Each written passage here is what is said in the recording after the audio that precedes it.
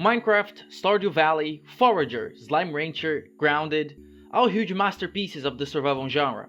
People spent hundreds if not thousands of hours playing these games. They're so addicting, and even if we take a break from them, we keep coming back from time to time. They share a lot in common, but yet they're so unique. And that is what I want to do. Welcome to Node-like Unborn God Devlog.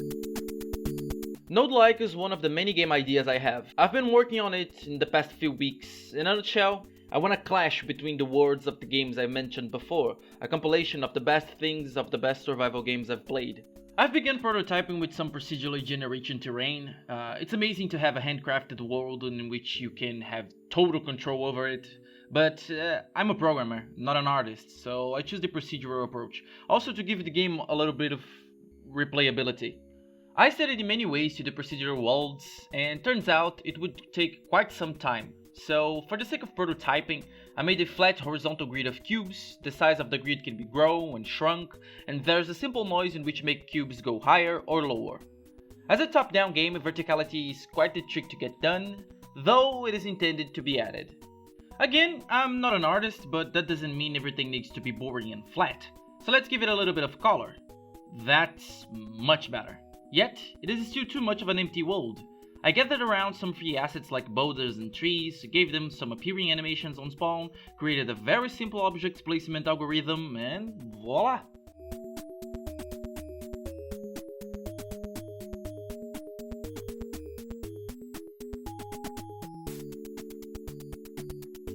Don't forget the simple object placement algorithm part. It will come back to haunt me. Being a programmer is all about trying not to shoot your own foot. Now that I'm pretty satisfied with the green blocks, low poly boulders and trees, let's start prototyping our plane. Time to summon the Bean! Slap some code on its face so it can move, unless you're in the air. Mauricio, I can't.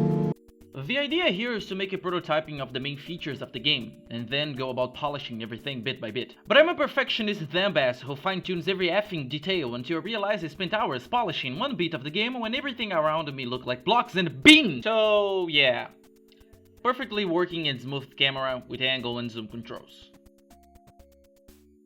Back to the Bean, we see how happy he is. But guess what, Lil Bean? Today is your lucky day. Here's a gift for you. It's a very low poly axe that I spent nothing more than 5 minutes making because I suck at modeling. Oh hey, what's the problem?